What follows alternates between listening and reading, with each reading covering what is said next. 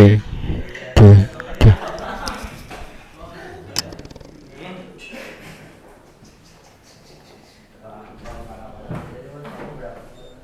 ya Kia.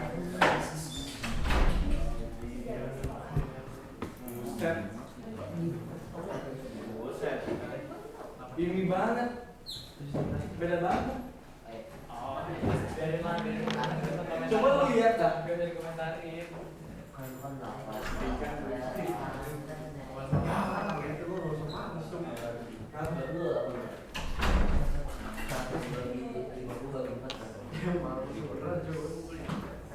Bagus minggu bagus satu dengan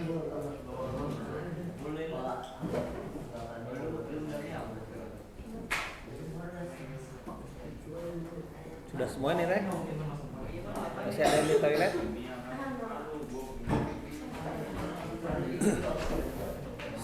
Sudah semua, Ki? Atau masih ada yang di toilet? Enggak apa-apa, Rek. Pak Efri. Baik, kita mulai ya. Bismillahirrahmanirrahim.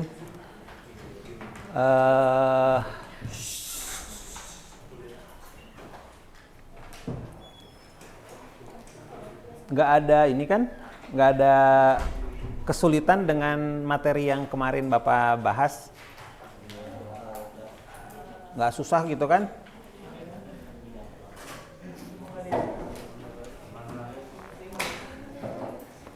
Ya, karena memang masih sederhana ya.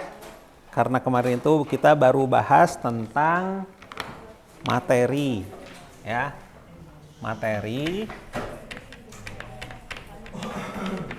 itu dari sudut pandang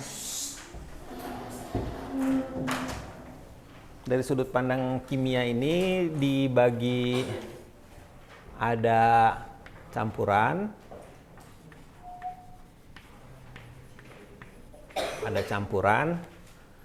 kemudian campuran ini ada dibagi antara yang campuran homogen, kemudian ada campuran heterogen, ya, heterogen dan homogen. Kemudian, jadi kalian bayangkan kita punya apa ya, batu lah misalkan ya, apapun lah, ya batu atau sari dari tanaman, misalkan kopi gitu ya. Nah ini pasti campuran. Dia mengandung banyak sekali zat yang terlarut di dalam sini. Atau batu juga misalkan kita mengambil dari tambang batu bara misalkan.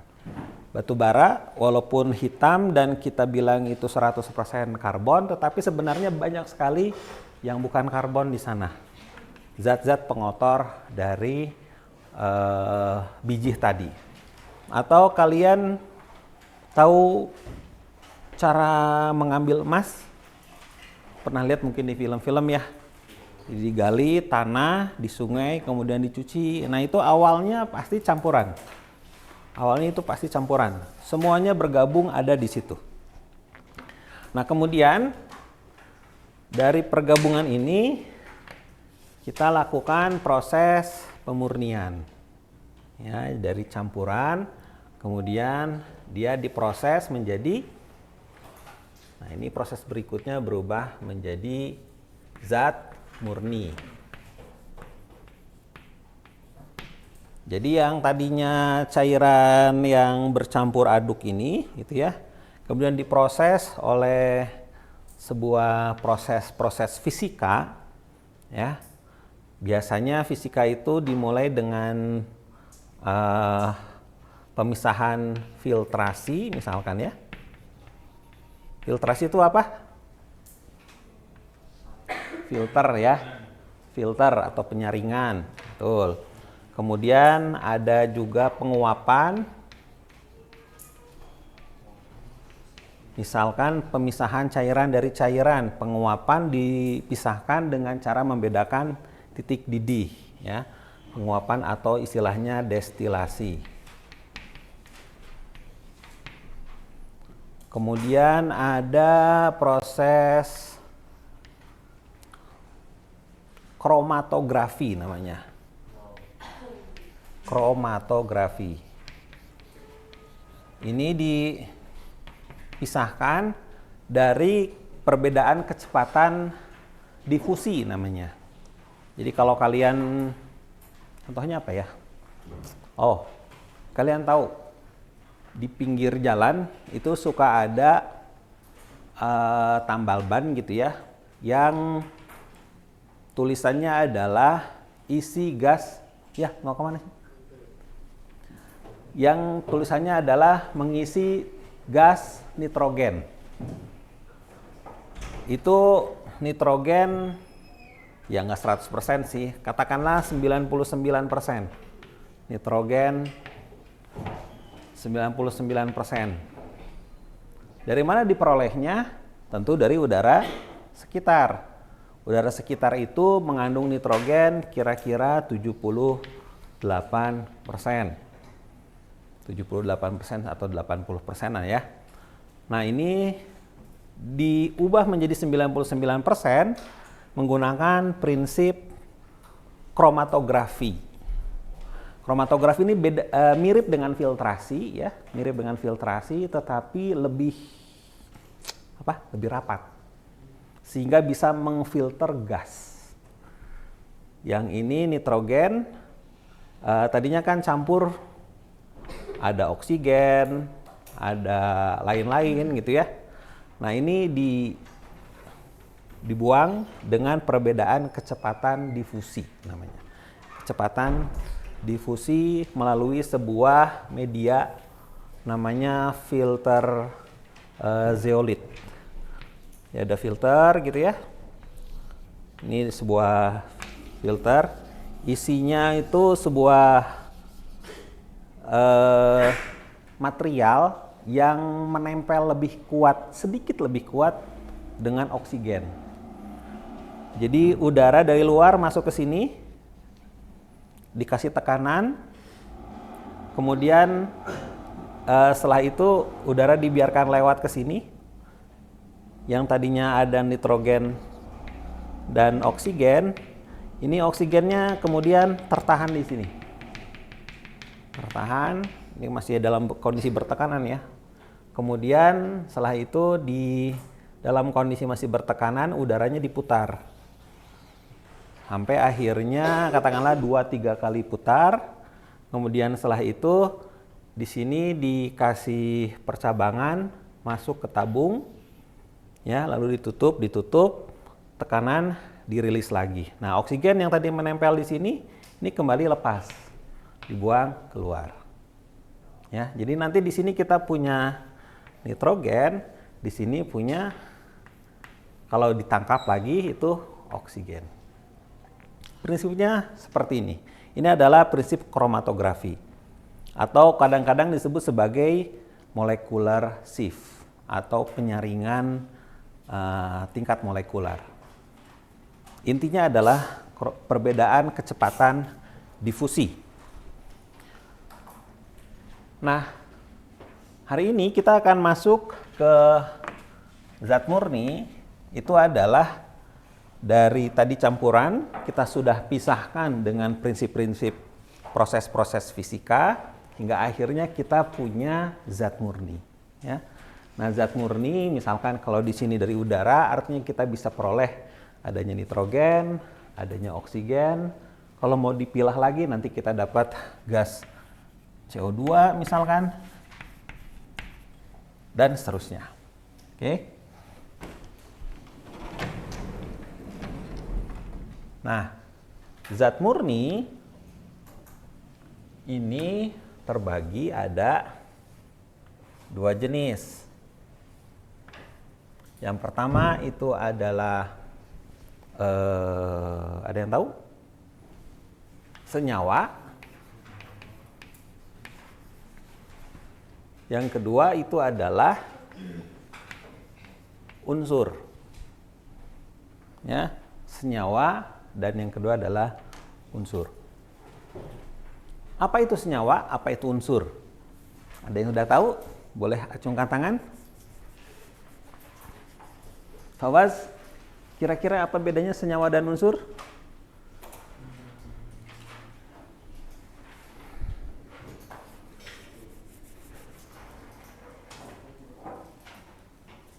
Saya tahunya kalau senyawa itu dua campuran dari dua atau lebih unsur yang memiliki perbandingan yang khusus. Oke. Jadi senyawa itu adalah unsur yang bergabung. Jadi bayangkan apa ya? Lego. Ada yang nggak tahu Lego? Tahu nggak blok Lego? Tahu semua lah ya.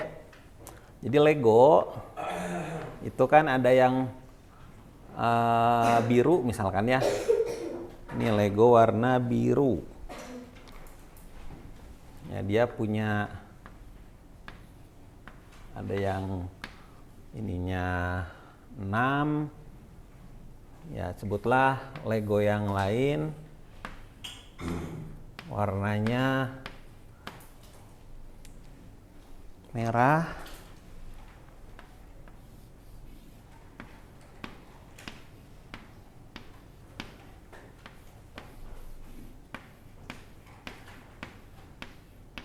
Ya. Nah, Lego ini ketika dia bergabung bisa membentuk sebuah senyawa. Ini Lego merah kemudian bergabung dengan mana gambarnya? Ini deh, atas bawah. Ya, bergabung dengan Lego biru. Ya, ini Lego biru dan Lego merah. Nah, dari proses pemurnian ini kita sering mendapati setelah hasilnya itu benar-benar murni, para ilmuwan itu pengen tahu sebenarnya ini terbuat dari apa gitu ya. Itu di zaman Lavoisier, di zaman Proust, mereka kemudian mencari tahu ini apa ya, coba kita lakukan ini lagi, dilakukan ini lagi, sampai akhirnya mereka menemukan ada material-material yang tidak bisa dipecah lagi.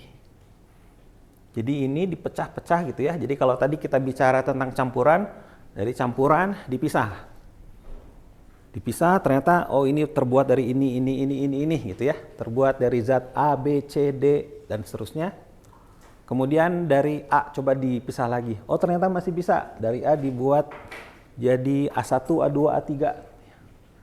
Dari A1 masih bisa diubah terus gitu ya, sampai akhirnya mereka mendapati ada ujungnya, yaitu zat yang tidak bisa dipecah lebih lanjut secara kimia. Nah, ujungnya itu ini unsur. Ya. Kalau senyawa itu masih bisa dipecah. Jadi dia masih gabungan dari dua zat. Ya.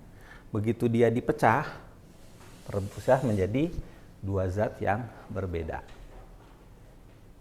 Paham ya prinsipnya? Kira-kiranya seperti itu. Contohnya apa? Contohnya air.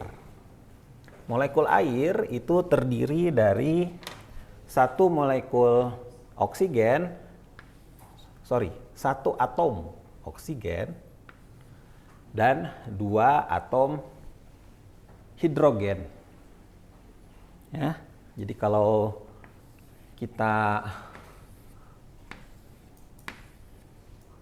gambarkan gitu ya, kira-kiranya atom molekul air itu seperti ini. Nah, jadi Bapak harus bedakan di sini. Ada molekul,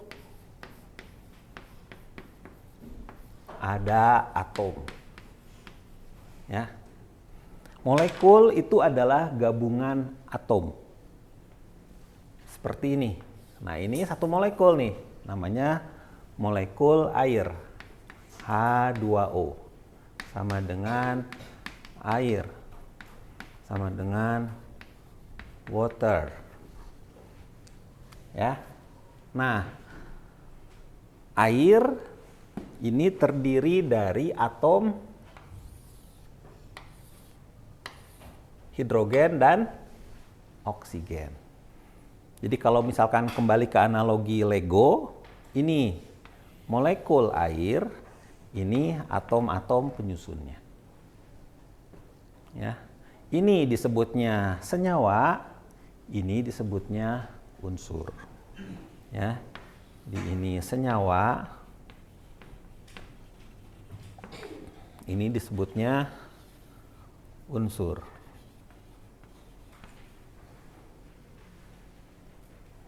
Jadi kalau unsur itu adalah zat murni yang terdiri dari satu jenis atom. Ya. Zat murni yang terdiri dari satu jenis atom. Karena ada unsur yang bentuknya molekul, seperti hidrogen. Ini satu atom, tapi dia berikatan dengan hidrogen yang kedua, maka disebutnya sebagai H2. Atau nitrogen. Kenapa nitrogen itu kita sebut sebagai N2? Karena dia berikatan dengan sesama nitrogen. Ini unsur, karena terdiri dari atom yang sama. Ya, yang lainnya oksigen. Oksigennya juga terdiri dari atom yang sama. Ini masih masuk kategori unsur. Ya. Jadi ada 4 istilah yang kalian harus pahami perbedaannya. Pertama unsur, kedua senyawa, kemudian molekul, dan atom. Ya. Molekul itu adalah gabungan 2 atom. Gabungan 2 atom atau lebih, sebutnya molekul. Kalau atom itu ya satu aja. Nah, ini molekul misalkan ini sama-sama hidrogen ya. Ini molekul H2. Kalau sama-sama oksigen, molekulnya, maka ini molekul O2. Ya, dan seterusnya. Sama-sama nitrogen, maka ini disebut molekul N2. Ada molekul yang unsur, ada molekul yang senyawa. Contohnya apa? Contohnya H2O. Ya. Ini molekul. Kalau H2O itu molekul juga. H-nya 2, O-nya 1. Jadi ini H, ini O. H-nya 2, O-nya 1, H2O. Ya. Kemudian ada CO2. C itu karbon. Dia punya 2 atom penyerta yang lain, yaitu atom oksigen. CO2.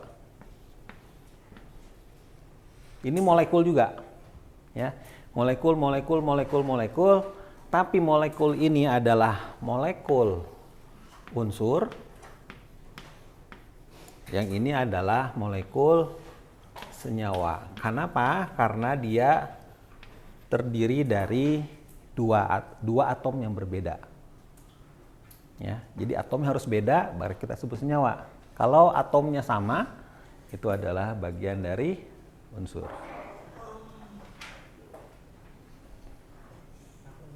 Gimana? Terlalu cepat, Pak Puyang, jangan terlalu cepat. Oke. Ya, gimana Fawas? Misalnya kita mau memecah suatu zat dari paling atas dari zat campuran, berarti dia masuk step by stepnya itu jadi kayak zat campuran, terus masuk belum jadi senyawa, terus betul sekali. Betul sekali. Kenapa? Karena jarang sekali kita temukan di alam unsur yang murni. Bukan nggak ada, tapi jarang. Contohnya yang bisa kita temukan sebagai unsur murni apa? Ada yang tahu nggak? Unsur murni kita temukan di alam. Ada yang tahu? Bang? Air? Air itu bukan unsur, air itu senyawa. Unsur. Jadi satu jenis material yang nggak bisa diubah-ubah lagi. Emas. Betul sekali. Ya, betul sekali. Misalkan Fadil ya main ke hutan gitu atau ke gunung, kemudian menemukan bongkahan kuning gitu ya, dan kemudian tidak bisa diurai lagi, nah itu insya Allah bongkahan emas. Itu salah satu keistimewaan emas, makanya disebut logam mulia, karena dia bisa ditemukan dalam kondisi murni ya. Kondisi murni tidak bereaksi dengan apapun ya, inert gitu. Yang lain hampir pasti ditemukan sebagai senyawa. Besi itu pasti senyawa dengan oksigen. Nggak pernah kita temukan besi sebagai besi baja gitu ya di alam, nggak pernah. Pasti dia sudah bereaksi dengan oksigen. Apalagi apa ya? Tembaga. Nah, tembaga juga itu adalah unsur yang ditemukan dalam bentuk biji oksigen. Seperti misalkan di mana tuh? Tembaga di Papua ya. Nah, itu bijinya adalah biji tembaga oksida. Ini Cu ini adalah tembaga, dia bereaksi dengan oksigen, CuO namanya. Ini kuprioksida, ini adalah biji tembaga yang paling umum kita temukan. Kalian tahu ya, tembaga itu warnanya apa? Kecoklatan gitu ya, coklatan kemerahan. Ketika dia bereaksi dengan oksigen, itu berubah menjadi hijau. Kalau di Makassar tuh ada kubah masjid Al-Markaz. Tahu ya Al-Markaz? Ada yang orang Makassar? Ada yang orang Makassar? Kamu orang mana, Ahmad? Padang. Orang Padang ya. Kalau di Makassar tuh ada Masjid Al-Markaz Al-Islami, itu kubahnya terbuat dari tembaga. Awalnya coklat, tapi kemarin Bapak ke sana atapnya sudah hijau. Nah, itu adalah hijau yang cantik sekali karena itu hijau khas dari karat tembaga, CuO. Ya.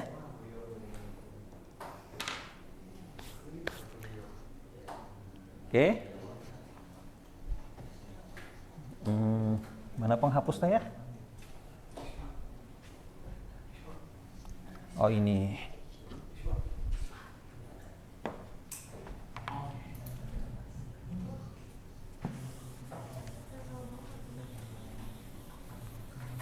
Bapak, Yes. ada nggak kayak metal-metal hal itu maksudnya zat campuran? Kalau metal-metal itu zat campuran banyaknya. Seperti yang besi ya. Besi yang kita pakai sekarang itu sebenarnya campuran. Dia dicampur dengan apa? Macam-macam tergantung dari kebutuhannya. Misalkan untuk kebutuhan bahan baja gitu ya, itu disebutnya besi karbon. Kenapa? Karena besinya dicampur dengan karbon. Ada besi nikel. Itu juga campuran, tujuannya untuk meningkatkan ketahanan terhadap karat. Nah, stainless misalkan, stainless steel, ya, stainless steel ini gabungan dari banyak unsur. Ada besi, ya, kemudian dia ditambah dengan nikel, kemudian ditambah dengan krom, ditambah dengan ferri, nikel, krom, apalagi ya? Bapak lupa satunya, ada kobalt kalau misalnya, tergantung ya. Kalau kobalt ini tambahan yang sedikit, tapi yang utama dari stainless itu adalah Fe, nikel, dan krom. Itu sengaja dicampur. Jadi kita murnikan, setelah dimurnikan kita campur lagi. Kenapa dicampur lagi? Karena tujuannya adalah untuk mengatur kadar supaya kita memperoleh sifat yang kita inginkan.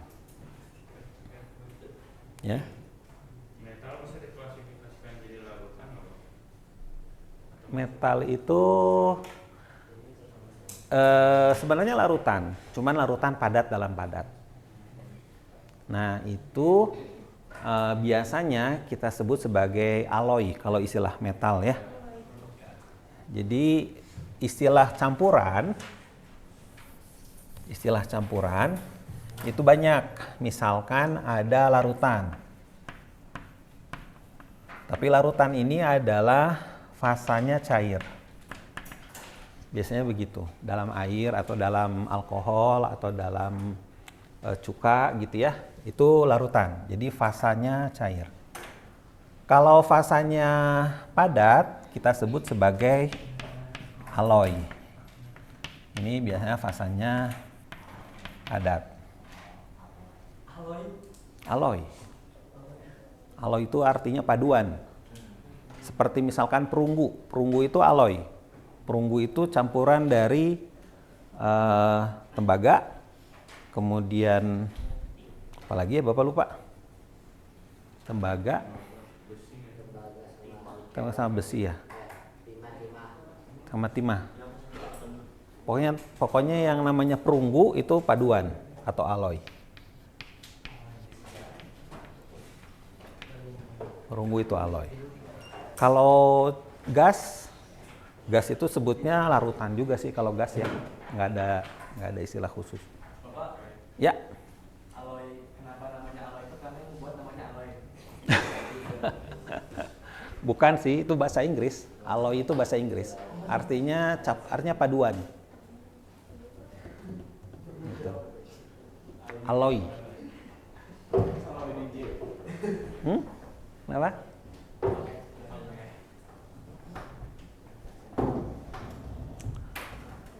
Oke.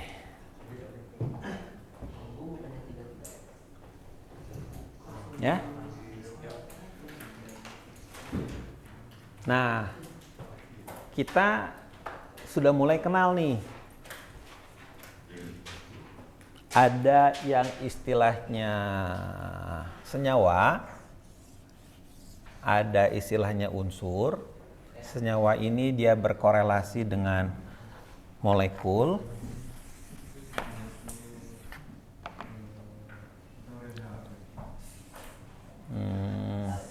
Nah, ini contoh senyawa ya. Ini contoh senyawa. Kalau unsur, ini contohnya atom oksigen tadi, yang sebelah sana. Sekarang kita akan masuk ke konsep atom. Ya. Tapi kita harus paham dulu bedanya ini. Senyawa, unsur, atom, dan molekul.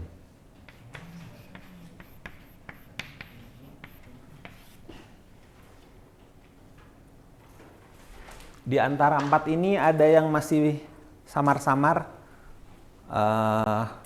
Ya, mau nanya apa? Toilet, oke. Mangga, Hawa. Ya, Fajar. Yang larutan sama alloy itu apa ya tadi? Maaf lupa. Larutan sama alloy. Bedanya kalau larutan itu biasanya cair. Bukan ini itu Campuran. apa? Golongannya campuran. Oh, campuran. Campuran. Ya, gimana? Oke, Bapak lanjut ya. Senyawa, unsur, atom, dan molekul. Coba.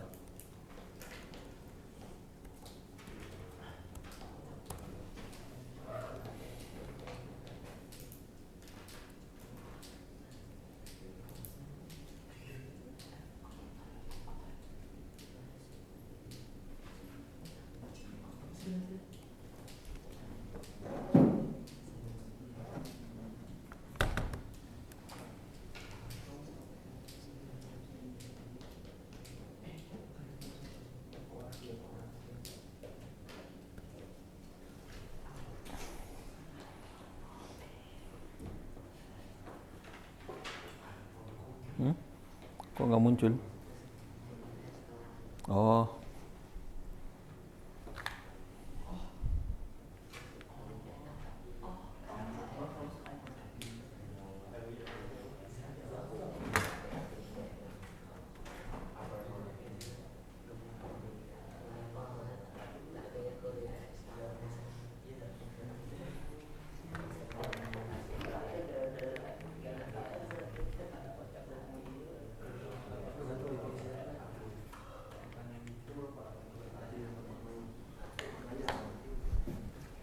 Salah pencet ternyata.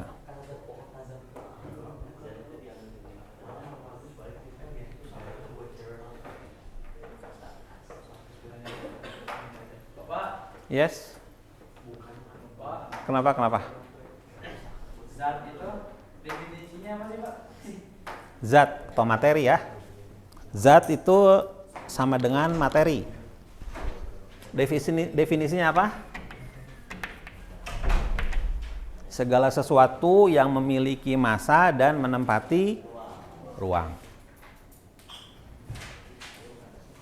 Sekarang Bapak punya pertanyaan. Kalian tahu informasi, data ya, data atau informasi. Istilah data atau informasi tahu ya. Bagaimana cara membuktikan bahwa data atau informasi itu zat atau bukan? Gimana cara membuktikannya? Aku tahu gitu. Gimana? Coba gimana, Tio? Mungkin, tapi Coba data. Ini data. Data dalam komputer lah. Data dalam komputer. Ya, data dalam komputer itu kan informasi ya. Katakanlah kita punya data sebanyak apa ya? 1 giga atau 1 terabyte. Bagaimana cara membuktikan bahwa data atau informasi sebesar 1 terabyte itu adalah materi atau bukan materi? Gimana cara ngetesnya? Nih? Keselak. Gimana cara membedakannya? Elektron materi. Bisa ditimbang. Ya, coba Fawaz. Saya melihatnya apakah si informasi tersebut memenuhi definisi dari materi atau zat tersebut. Betul. Jadi harus kita uji dengan apa tadi namanya? Dengan definisi.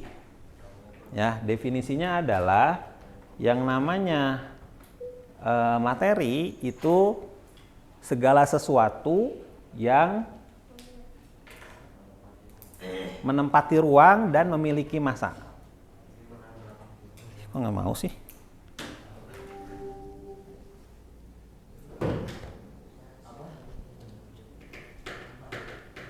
Berarti kalau kayak gitu informasi tidak termasuk dalam materi atau zat ya, Pak? Kenapa? Apa buktinya? Pertanyaannya itu, bagaimana cara membuktikan bahwa informasi itu bukan materi?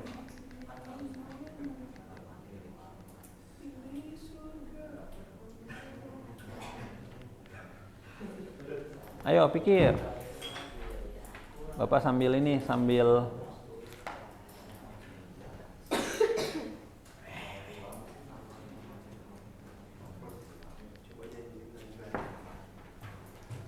Apa jangan-jangan nggak nyolok ini? Ini apa nih?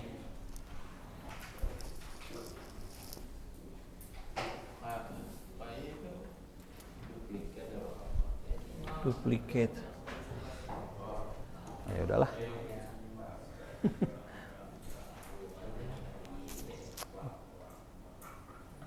Ada yang tahu? Ada yang punya ide bagaimana cara membuktikan bahwa bahwa data atau informasi itu bukan materi?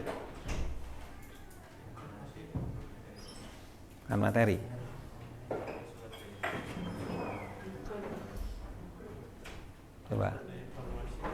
Coba Fadil.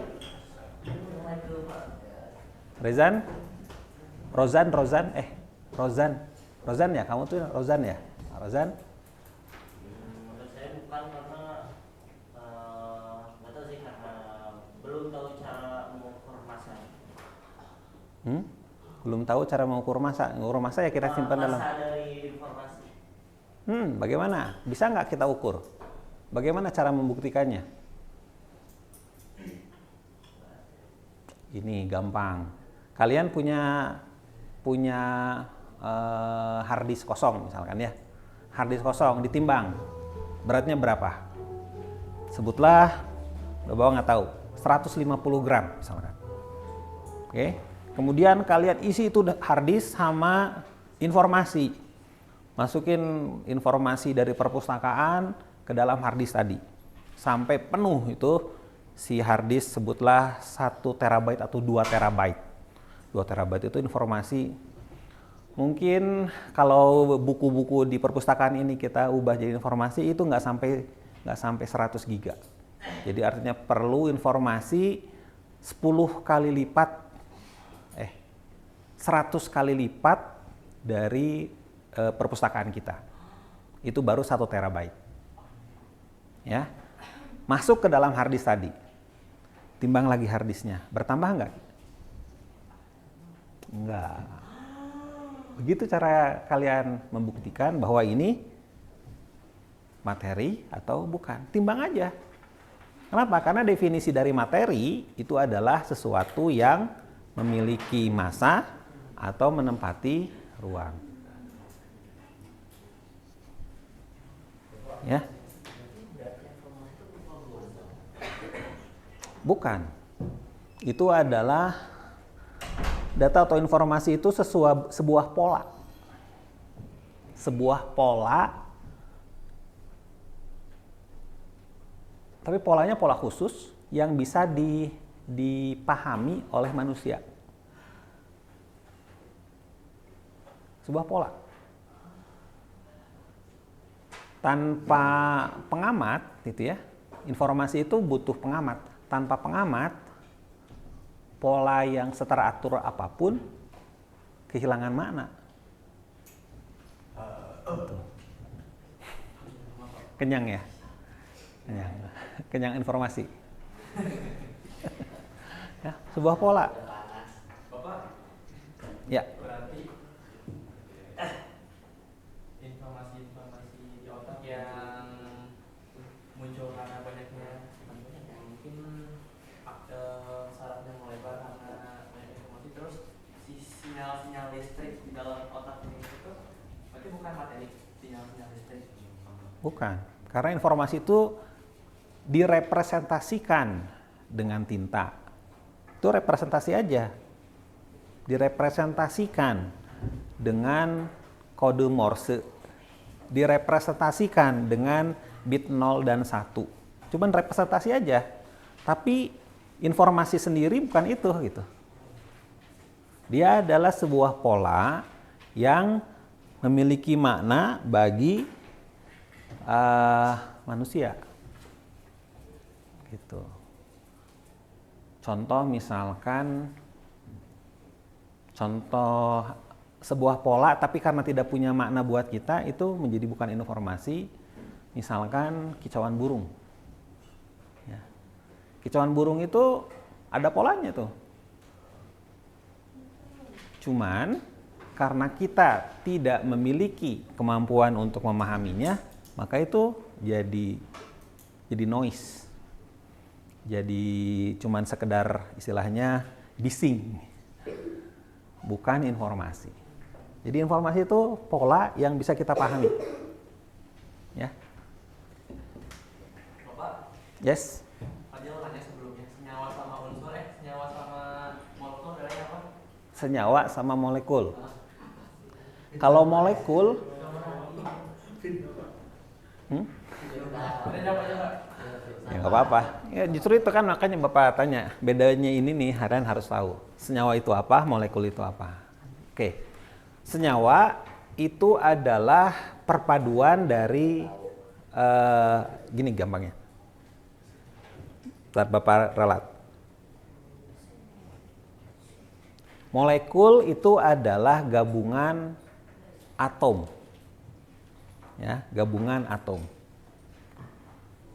Nah, gabungan atom ini bisa atomnya sama, bisa atomnya beda.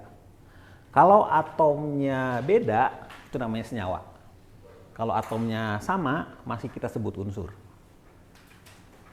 Ya.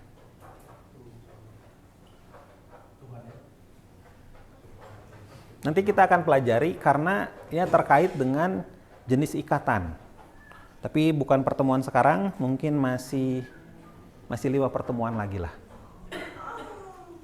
Apa istilah molekul ini?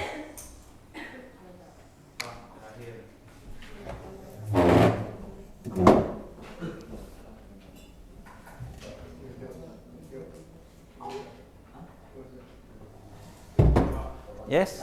Kalau itu yang filtrasi penguapan destilasi kromatografi itu tuh Ah? jenis apa, Pak? Ini adalah proses untuk memisahkan campuran menjadi zat murni. Teknik-tekniknya ini. Ini adalah proses-proses fisika. Seperti misalkan kemarin Bapak pernah bahas tentang membuat kopi. Ya kan, dari biji kopi itu kemudian diseduh air panas untuk leaching. Leaching itu artinya menarik zat yang tadinya nempel di kopi ke dalam air. Itu namanya leaching. Kemudian setelah itu difiltrasi. Kita lewatkan ke kertas filter supaya padatannya terpisah dari airnya. Ya, itu proses filtrasi. Ada satu lagi tadi proses leaching. Kalau bleaching beda. Kalau bleaching itu pakai pemutih. Ini leaching.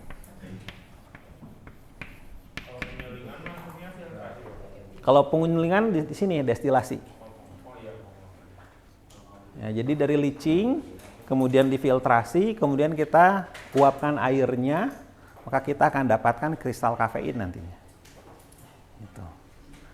Contoh proses serupa itu kita bisa menggunakan teknik leaching dan filtrasi itu untuk pengolahan emas. Misalkan di Banyuwangi, ada yang orang Banyuwangi? Ada. Di Banyuwangi itu ada tambang emas, namanya Tumpang Pitu. Itu tambang emas dengan teknik yang unik. Kalau biasanya kan digali gitu ya, kemudian dimasukkan ke mesin, dihancurkan dan sepanjang prosesnya itu apa istilahnya sangat mekanikal lah. Di sini memang ada penggalian, tapi kemudian setelah itu tanah yang digali dimasukkan ke dalam sebuah kolam. Oke, kemudian setelah di kolam tadi si tanah tadi dikasih asam sianida. Nah, itu proses leaching. Jadi leaching tadi, emas yang tadi terkandung di dalam batuan itu kemudian larut ke dalam cairan asam sianida. Kemudian setelah itu difiltrasi. Setelah difiltrasi, asam sianidanya diuapkan kembali. Hanya kita dapat bongkahan emas. Jadi ada teknik seperti itu. Ya, itu masih proses fisika.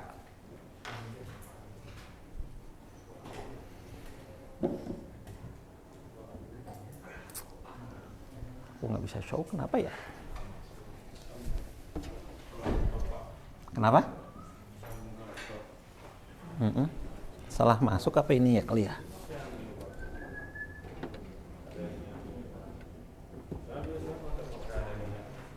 Iya, ini nyambungnya ke sini, dari sini balik ke sana. Nah, Bapak kurang hafal ini. Sudahlah. Nggak usah lah. Boleh deh. Sepertinya panggilkan saja Pak Efri.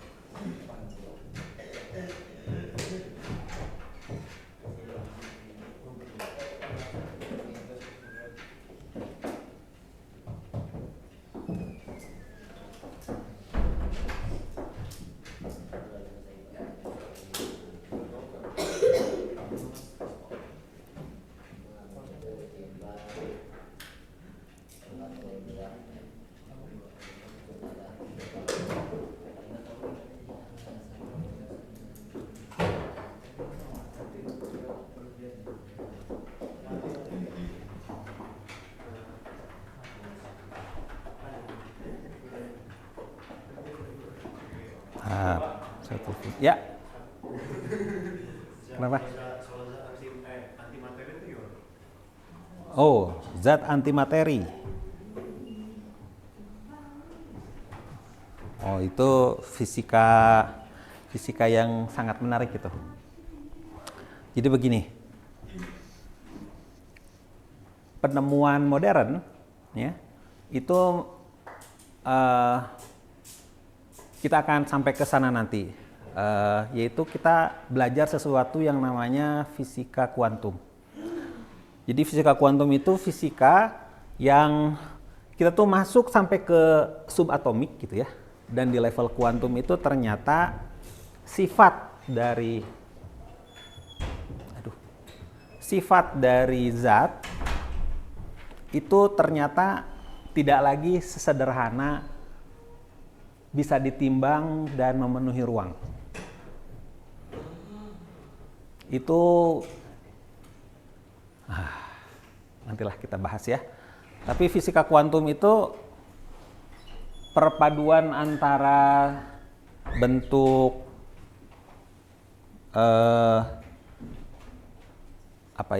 sifat zat yang tadi yang padat, yang cair dan gas seperti yang kita kenal.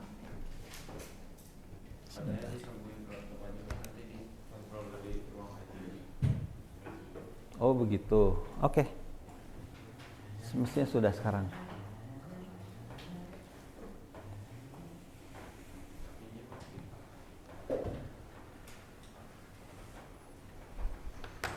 Nah, kalian tahu persamaan Einstein yang terkenal EmC², ya, bahwa energi itu sama dengan sebuah massa dikali kecepatan cahaya kuadrat. Nah, M ini kan massa, itu materi. Ya. Tapi di sini ada yang menarik bahwa ketika massa ternyata itu setara dengan energi. Jadi energi sama massa itu apa bedanya? Nah, itu sangat rumit matematikanya. Itu ternyata hari ini pun sebenarnya belum ada jawaban yang fix. Para ilmuwan masih belum bisa mendefinisikan dengan benar-benar presisi apa bedanya massa dan energi. Tapi kalian bayangkan sebutir kapur ini kalau dia diubah semuanya menjadi energi, maka kita bisa hitung. Itu energinya setara bom atom. Bisa dihitung, coba. C². C itu kan artinya berapa? 3 kali 10 pangkat 8 meter per sekon. Ya, kalau dikuadratkan, maka kita dapat 9 kali 10 pangkat 16 meter per sekon. Kuadrat ya. Kemudian kita kalikan dengan massa. Massa ini katakanlah 0,1, enggak 0,1, ini katakanlah 1 gram lah, 1 gram. Jadi 10 pangkat minus 3. 10 pangkat minus 3, 10 pangkat 16, maka ini sama dengan 9 dikali 10 pangkat berapa? 13 kilogram meter kuadrat per sekon kuadrat. Nah, ini sama dengan joule. Jadi artinya 9 dikali 10 pangkat 13 joule. Energi yang dilepaskan kalau misalkan kita punya satu butir kapur, diubah semuanya menjadi energi. Ini energi sebesar apa, Pak? Ini energi yang kira-kira setara dengan ledakan bom atom. Besar sekali. 10 pangkat 13 ini gede banget. Bisa Pak itu? Secara teori bisa. Dan itu terbukti. Terbukti di bom atom. PLTN itu bekerja dengan persamaan ini. Jadi segala benda bisa dibuat jadi ledakan bom atom gitu. Betul. Walaupun tidak mudah. Secara teori mungkin benda itu diubah menjadi energi. Nah, ya Ji, bisa duduk? Nah, antimateri itu adalah sebuah materi yang punya struktur internal. Struktur internalnya itu kan kalau nanti kita akan belajar ada elektron, ada proton, ada neutron gitu ya. Yang itu totally berlawanan dengan materi. Sehingga ketika bergabung, positif negatif saling menghilangkan sifatnya. Nanti ketika dia bertemu dengan materi, maka dia akan saling menghilangkan dan berubah menjadi energi semua. Energi. Dan itu kalau kalian pernah nonton film Dan apa namanya? Yang ada Dan Brown itu ya. Ya, yang apa Bapak lupa itu. Pengarangnya Dan Brown itu cerita tentang antimateri. Jadi dan itu beneran. Hari ini udah ada yang bikin antimateri. Hanya memang belum sampai ordegram. Belum sampai ordegram. Itu hanya sekitar mereka sampai hari ini itu baru bisa membuat sekitar 10 juta. 10 jutaan atom. 10 juta atom itu kita dengarnya angkanya gede gitu ya. Kecil sekali. Nggak sampai 1 gram.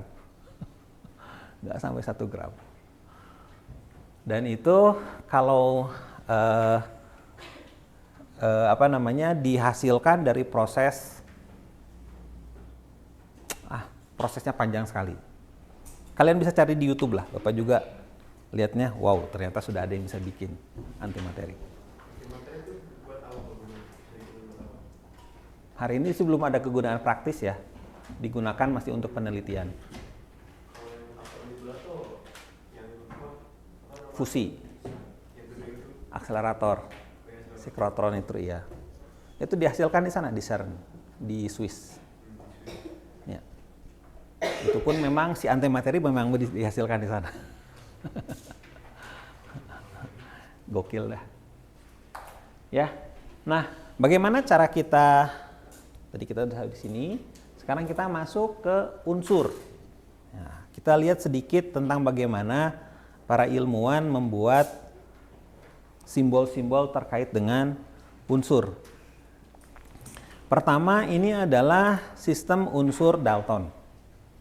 Ini hanya sebagai pengetahuan saja. Jadi Dalton itu membayangkan bahwa atom itu terbuat dari bola-bola pejal. Jadi dia menggambarkan bahwa yang namanya hidrogen itu, ini boleh Bapak hapus sebelah kiri ya? Atau Bapak geser? Oh, geser aja. Masih kosong sebelah sini ya.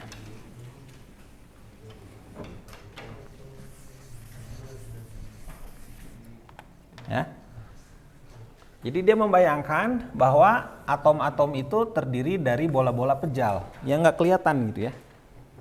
Bola-bola pejal yang sangat kecil yang tidak kelihatan berdasarkan apa? Berdasarkan dari pengamatan atas hasil percobaan kimia selama puluhan tahun. Jadi dia membayangkan bahwa atom-atom ini ternyata terbuat dari satuan-satuan khusus gitu ya. Dan di hari itu kita mengenal ada hidrogen, azot itu nitrogen. Ini hidrogen, ini nitrogen, ini karbon, oksigen, fosfor, sulfur. Ini adalah zat yang dianggap unsur di zaman Dalton. Walaupun kemudian belakangan ditemukan bahwa misalkan lime ini ternyata bukan unsur, tapi senyawa. Karena lime ini CaO, calcium oxide. Bukan CuO ya, kalau CuO itu tembaga. Tapi ini adalah CaO, calcium oxide. Kemudian soda, potas, ini juga sama. Ini juga berupa senyawa, belakangan diketahui. Tapi di zaman Dalton ini dianggap unsur karena dia tidak bisa diubah lebih sederhana. Ya. Nah, dia bilang bahwa zat-zat ini bergabung dengan sebuah ikatan tertentu. Nah, ini disebut molekul. Ya, tadi Bapak gambar mana? Tadi belakang ini ya. Bahwa molekul karbon dioksida, molekul air itu digambarkan oleh Dalton dengan simbol-simbol bola seperti ini. Oke. Nah, jadi kalau misalkan ini. Apa bedanya ini sama ini? Kalau ini adalah oksigen dan hidrogen, jadi air. Ya, kalau yang ini adalah azot atau nitrogen, nitrogen dan hidrogen, artinya amonia. Itu adalah cara Dalton menggambarkan atom. Cara ini tentu sudah tidak dipakai, tetapi ide atomnya itu masih sampai sekarang bertahan. Bahwa atom dari zaman Dalton itu kemudian menjadi konsep yang menjadi basis sains kita hari ini.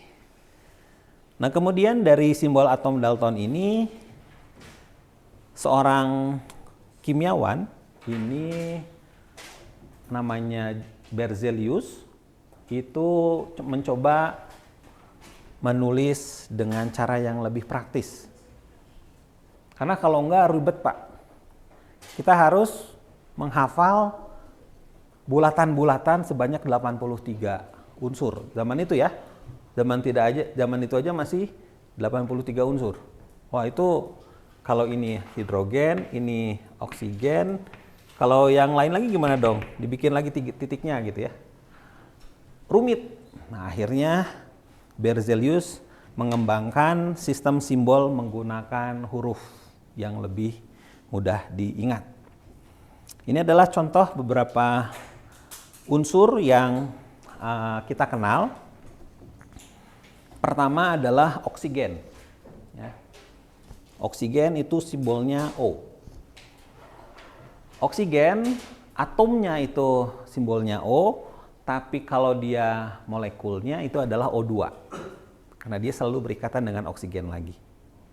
Ya. Secara bahasa, oksi itu berarti asam dan gen berarti pembentuk. Ini ditemukan oleh Lavoisier, dia karena mengamati bahwa asam sulfat, asam klorat, kemudian asam fosfat, semuanya mengandung oksigen, kemudian dia menganggap bahwa oh ternyata oksigen itu pembuat asam. Walaupun kemudian belakangan terbukti tidak, tapi namanya masih nempel sampai sekarang. Oksigen, pembuat asam. Makanya Bapak dulu ingat ketika Bapak usia SD gitu ya, itu istilahnya itu ini zat asam. Oksigen, terjemahan dari oksigen. Ya. Kemudian berikutnya adalah ya. Oh, oke. Nanti kita akan pelajari khusus. Yang ini namanya nomor atom, yang ini namanya nomor massa. Apa itu nomor atom, apa itu nomor massa, nanti kita akan pelajari khusus untuk itu. Ya, makanya kalian harus punya tabel periodik. Ya, nah nanti ada di situ. Sekarang Bapak skip dulu karena panjang konsepnya. Ya, kita kenalan dulu aja dengan nama-namanya sebagian. Nanti kita akan perdalam belakangan. Oke, yang kedua adalah hidrogen. Nah, hidrogen nomornya sebenarnya nomor 1. Nah, ini adalah sebuah berasal secara bahasa dari bahasa Yunani yang berarti hidro. Hidro artinya air. Ya, Bu Ellen. Murid-murid yang ini ya. Nggak apa-apa. Hidro itu berarti air dan gen artinya pembentuk air. Kalau nitrogen,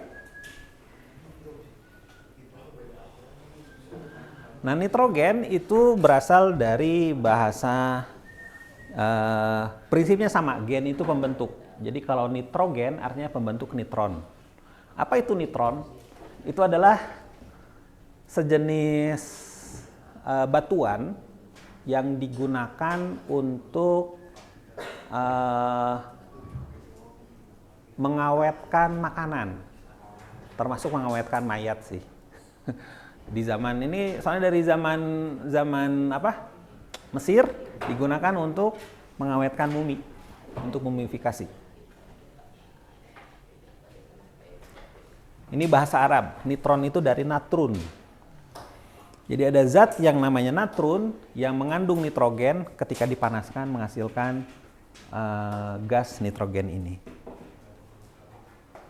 Nah, dari natrun juga kita punya zat yang namanya natrium. Kenapa? Karena ternyata garam sendawa tadi atau natrun tadi senyawa kimianya adalah NaNO3. Nano 3 kali ya, nano. Nano NaO 3 kali. Komponen padatnya itu adalah natrium, komponen gasnya ketika dipanaskan itu adalah nitrogen. Ya. Disebut juga sebagai sodium atau pembentuk soda.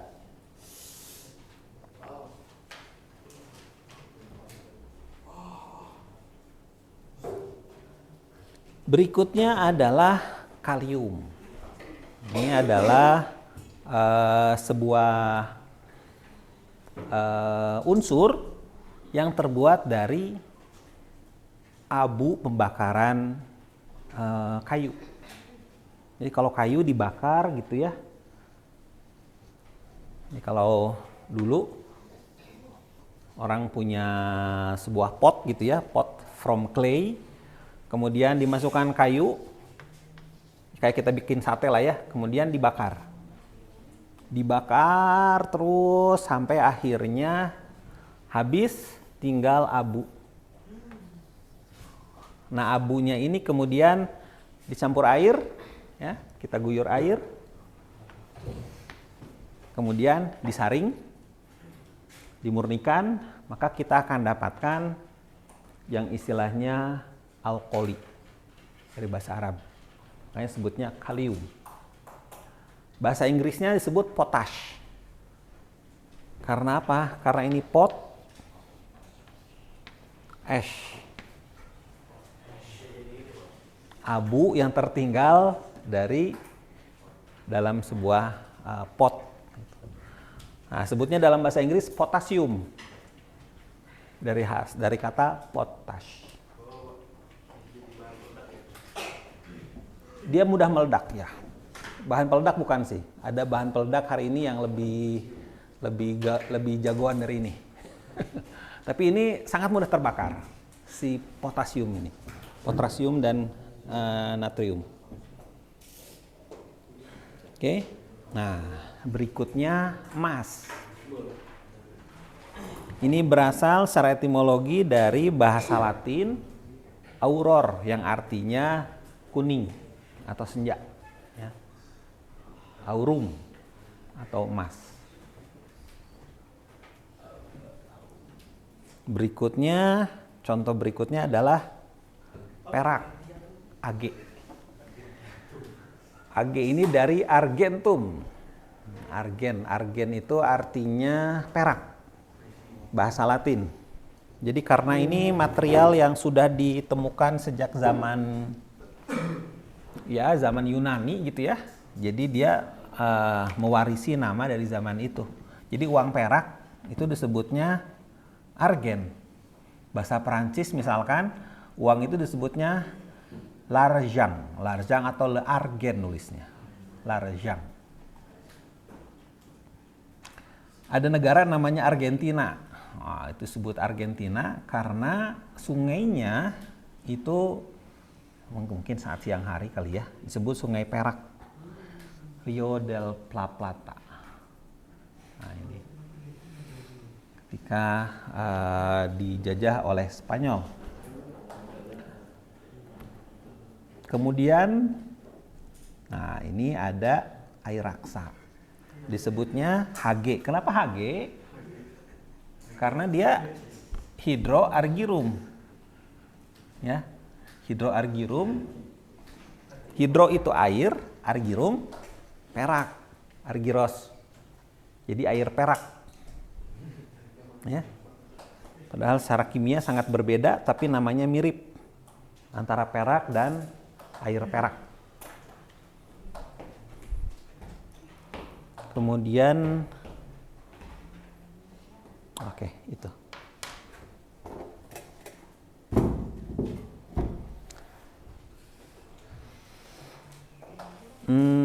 Ada tugas, ya. Kalian tulis di buku catatan kalian dalam bentuk tabel. Dalam bentuk tabel. Untuk menulis nama atom, nama-nama unsur. Nama-nama unsur dalam tabel yang kalian tulis sendiri. Karena unsur itu banyak, kalian mungkin nggak akan pernah pelajari semua, tetapi tulis aja. Referensinya dari mana ya? Oh, tuh. Boleh pinjam? Gimana? Menggunakan sistem periodik ini, ya. Kenapa? Ya kan harus punya. Cuman ini untuk tugas kalian itu sekarang membuat tabel isinya ini. Tulis ulang aja pakai tangan. Semuanya. Kenapa? Enggak dibikin ulang. Yang penting kalian bikin nama. Jadi misalkan kalian bikin tabel gitu ya. Yang pertama namanya hidrogen. Jadi perhatikan nomornya ya. Nomor, kemudian nama, kemudian simbol. Nama, kemudian simbol. Misalkan begini. Ya. Boleh pinjam sebentar, Abki? Nah, ini kalian perhatikan di sisi atasnya ada angka 1. Nah, angka 2-nya sebelah mana? Sebelah sini.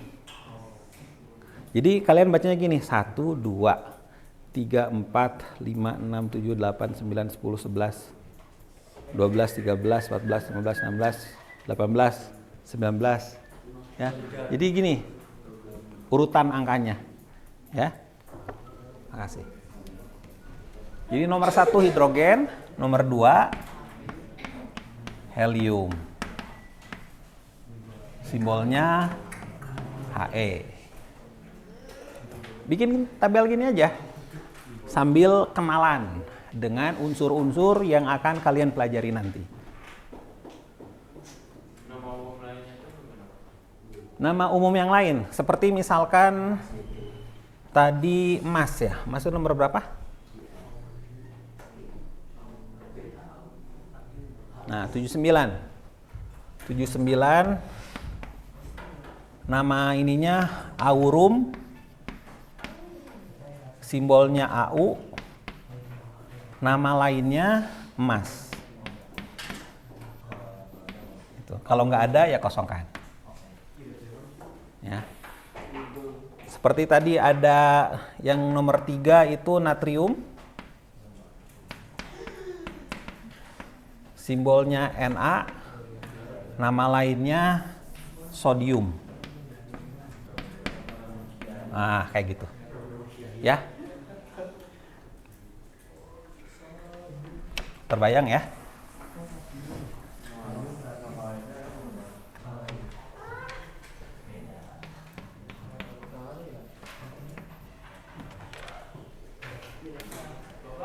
Yes.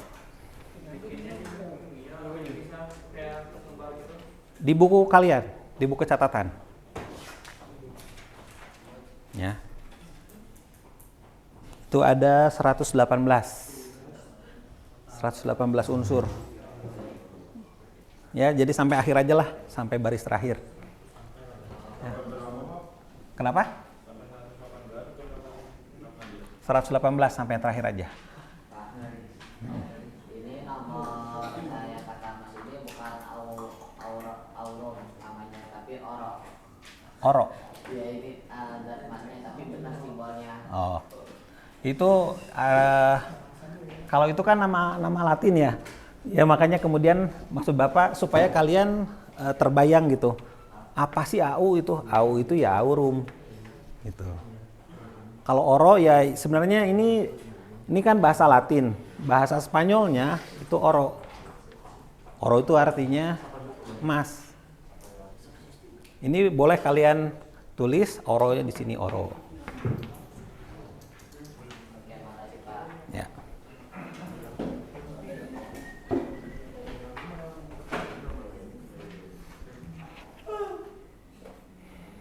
Gimana? Hawa?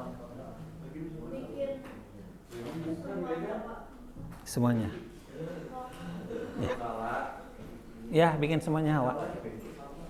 Tujuannya adalah untuk kenalan dengan unsur-unsur kimia. Ya. Paling tidak kalian belajar tentang nama-namanya.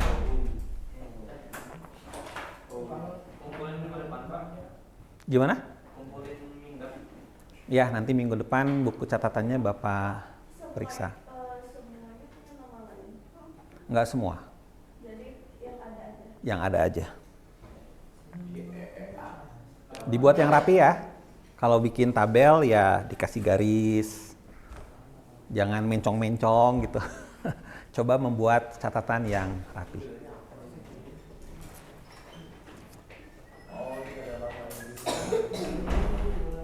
Ya. Kalian mau lengkapi dengan nomor atom. Ini sebenarnya nomor atom ya. Ini nomor atom, ini nomor 1, ini urutan ini nomor atom. Kalian nggak usah lah, nomor massa belakangan. Kalau mau nambahin boleh, tapi nggak wajib.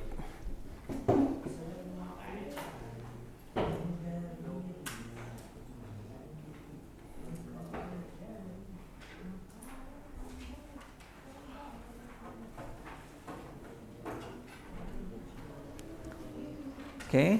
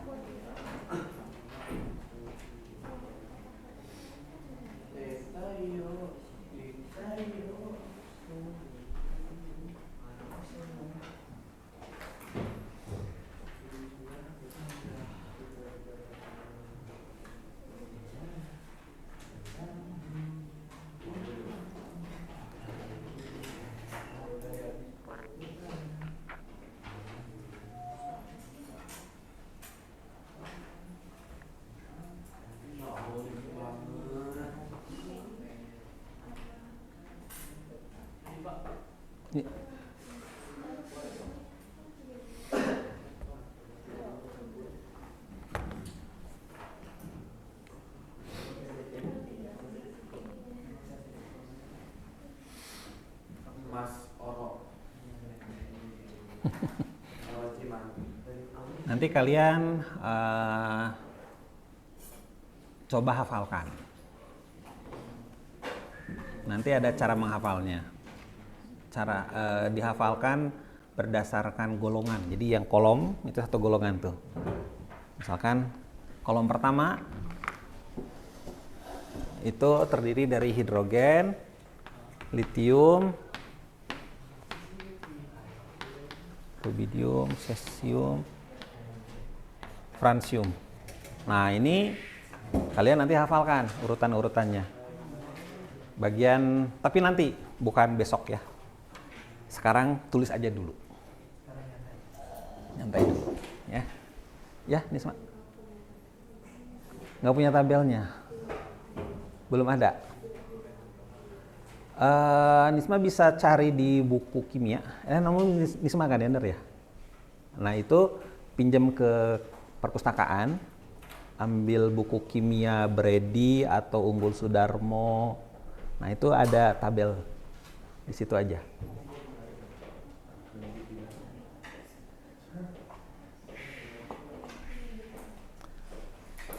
Oke.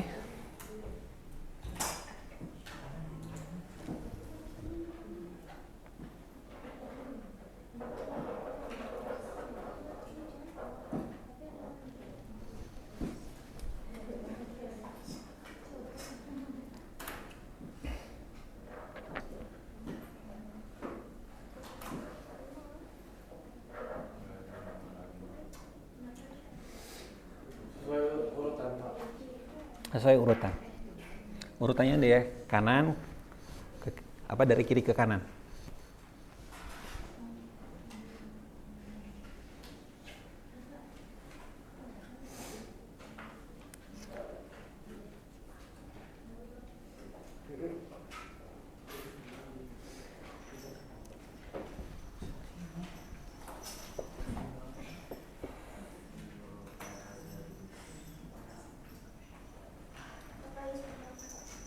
Oke.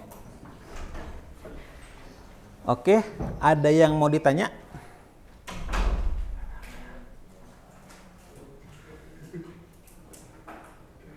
Adlan, ada yang mau ditanyain? Nah?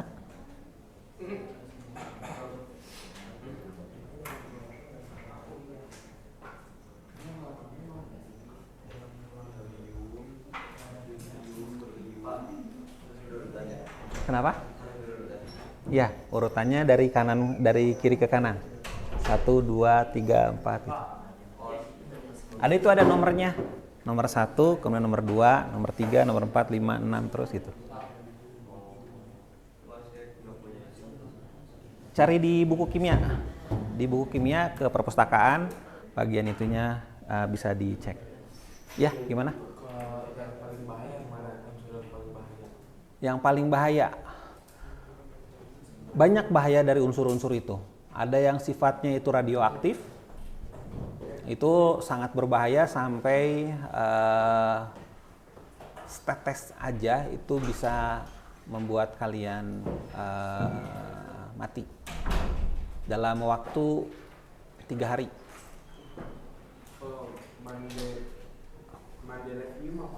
Mendelevium itu udah zat-zat yang di bawah itu ya. Itu beda-beda sih. Kita bicara tentang level bahaya ya. Level bahaya itu ada yang sangat mudah bereaksi.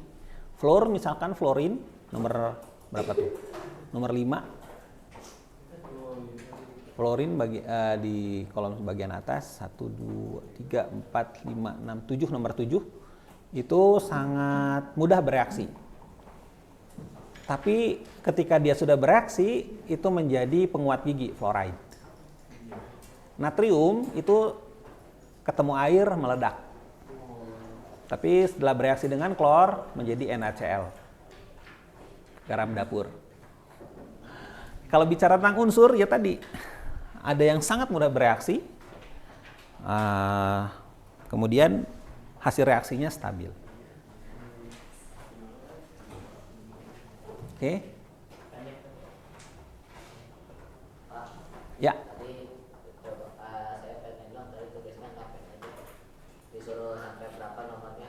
Sampai 118 aja sampai habis. Cuma 103. 103. 118. Iya. Nah, 118. Enggak ini enggak. Ya, jadi memang urutannya aneh ya. Iya. 104. Nah, Tuh. 104, 105. Nah, sorry. Di sini Dan juga 80-nya ke bawah nih, 86 tuh nih. Juga di sini. betul, kemudian masuk sini. Jadi 72, 86, 87, 88, nah 89. Ya benar, dari sini ke sini.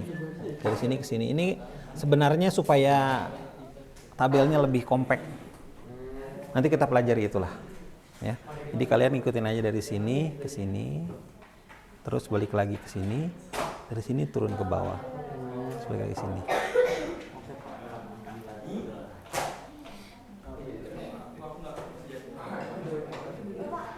Ya. Cuman saya nggak tahu namanya gitu loh Pak. Ini tuh kayak langsung ke simbol gitu. Boleh kok cari di internet. Kalau simbolnya CA apa gitu. Tapi HP kita kan dikumpul. Ya kan nggak dikumpul hari ini. Oke. Ya. Berarti ini boleh di PN. Emang PR. Emang PR. Nggak mungkin selesai hari ini. Banyak soalnya. Ya, ini PR ya.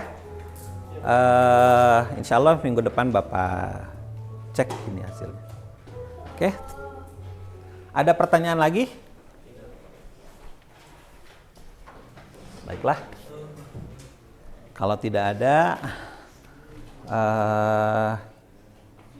kemarin ada yang minta apa namanya?